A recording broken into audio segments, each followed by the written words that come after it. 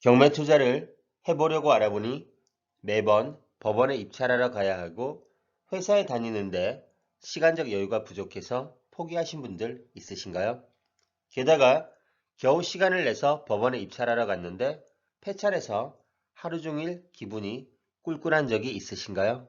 이런 분들이라면 자연스럽게 공매 투자를 생각하게 되고 공매로 한 발 건너오기를 희망하실 겁니다. 왜냐하면 공매는 인터넷 입찰이기 때문에 시간적으로도 공간적으로도 자유롭게 물건을 골라서 투자가 가능하기 때문입니다. 그리고 경매보다 경쟁률이 낮아서 더 싼 가격으로 낙찰을 받을 수가 있으니까요.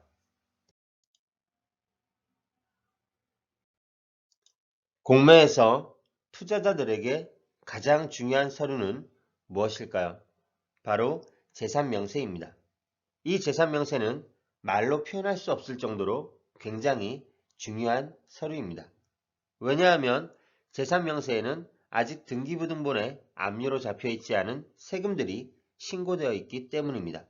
더불어 조세채권의 법정 기일까지 꼼꼼하게 명시되어 있습니다. 경매에서는 중요한 서류가 무엇인가요? 네, 바로 매각물건 명세서입니다. 매각물건 명세서에 나와 있지 않은 중대한 하자는 매각 불허가 사유가 됩니다. 따라서 경매 투자 시 매각물건 명세서를 잘 살펴봐야 하는 것처럼 공매 투자에서는 재산명세서를 잘 확인해야 합니다. 특히 공매 압류재산 물건에 입찰하려면 이 재산명세서의 중요성은 80% 이상을 차지한다고 보시면 됩니다. 이런 재산명세는 최초 입찰 일주일 전에 나오니 참고하시기 바랍니다. 미리 온비드에 전화해서 안 보인다고 하지 마세요. 그럼 물건 하나를 보면서 말씀드리겠습니다. 물건 관리번호 2020-0046-001입니다. 흔히 볼 수 있는 일반적인 아파트이고 2억 8,500의 감정가에서 최저가가 8,550만원까지 유찰되었습니다. 아까 언급드린 멘트가 왼쪽 하단에 당구장 표시를 해서 적혀있네요. 공매재산 명세서는 입찰 시작 7일 전부터 입찰 마감 전까지 입찰정보 탭에서 확인할 수 있습니다.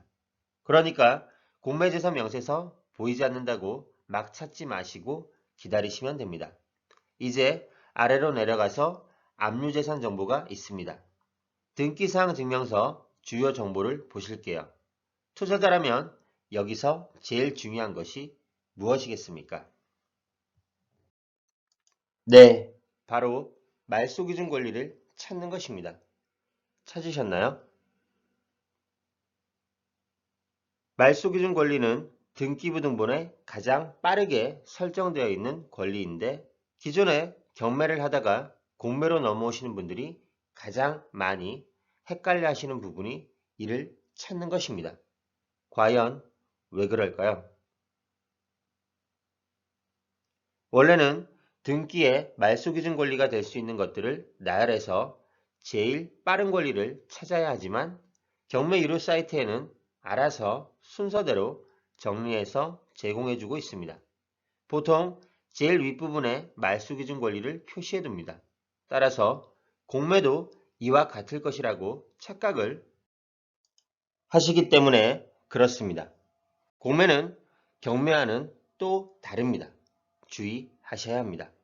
만약 실수로 말소기준 권리를 잘못 찾게 되면 당연히 권리 분석도 맞지 않게 되겠죠?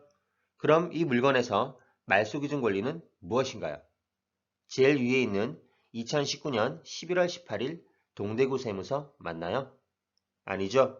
제일 빠른 권리는 2019년 8월 13일 주식회사 스마트론 AMC 대부의 근저당입니다. 경매처럼 다 알아서 자료를 제공해 준다고 생각하면 안 됩니다. 공매는.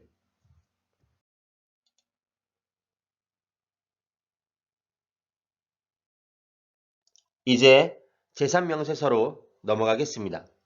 여기서는 배분 요구 및 채권 신고 현황을 살펴보겠습니다.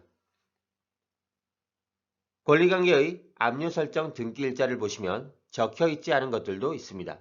하지만 없다고 해서 이 권리를 무시하면 안 됩니다. 이들도 배분 요구를 하면 배분 절차에 의해서 배분에 참여하게 되기 때문입니다. 무슨 이야기냐 하면 아직 압류를 잡지 않은 물건들도 있을 수 있습니다. 집주인이 돈을 안 내서 체납이 된 상태입니다. 그러나 많은 세금을 내지 않았어도 여러 이유에 의해서 아직 압류를 잡지 못했을 수도 있습니다. 따라서 압류일자가 없어도 세금 체납으로 돈을 받기 위해서 배분 요구를 하면 배분 참여 대상이 됩니다. 이해하셨나요? 결과적으로 경매에서 배당처럼 이들도 돈을 받아가는 순서에 참여하고 포함된다는 이야기입니다. 자, 정리해 볼게요. 조세가 체납되었을 때 체납자의 부동산 등기부등본에 기입된 압류일자는 어떤 날짜일까요?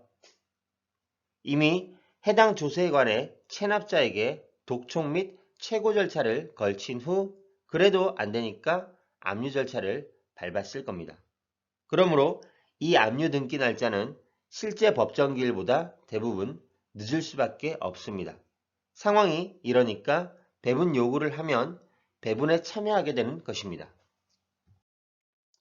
따라서 등기부 등본만 보고 안전한 물건이라고 공매에 입찰하면 안 됩니다.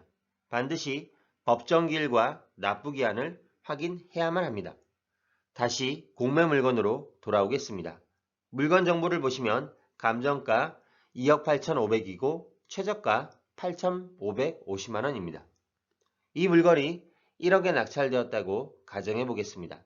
제3명세에 나와 있는 전입일자가 말소기준 권리보다 빠르니 대항력이 있는 임차인입니다.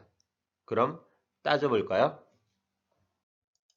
전세보증금 2억이라고 되어 있으니 기타 비용을 생략하고 단순 계산하면 1억에 낙찰되었으므로 대항력이 있는 임차인이 1억을 먼저 받아가고 부족한 1억을 낙찰자가 주면 되겠습니다. 그래도 결과적으로 2억에 매수했으니 감정가와 시세보다 싸게 산 것입니다. 맞나요? 아닙니다. 공매에서는 이런 부분을 주의해야 합니다. 임차인의 확정일자가 조세채권의 압류일자보다 빨라도 배분은 늦을 수 있습니다.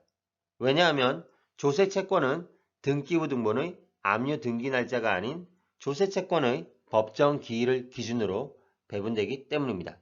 다시 보시면 조세채권의 압류가 1억이고 법정 기일이 임차인의 확정일자보다 이렇게 빠르다면 낙찰금에서 이 조세채권의 돈이 먼저 배분되고 낙찰자는 임차인의 보증금 2억을 모두 인수해야 합니다.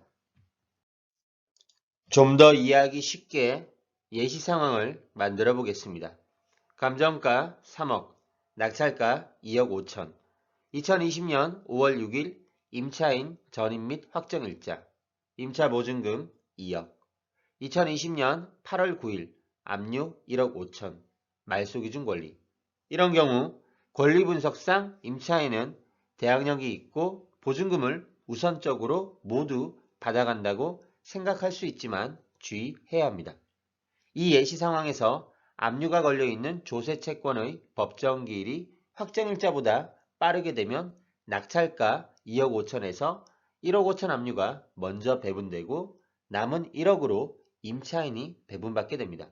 그렇다면 임차보증금 2억에서 미처 배분받지 못한 1억을 낙찰자가 인수해야 하는 안타까운 상황이 발생하는 것입니다. 당연히 이런 유형의 물건을 파악하지 못하고 낙찰받으면 대금 미납으로 이어집니다.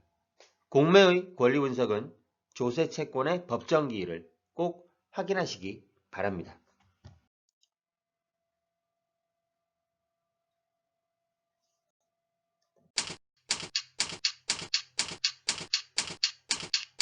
아래 메일 주소로 보내주시면 빠르게 답변 드리겠습니다.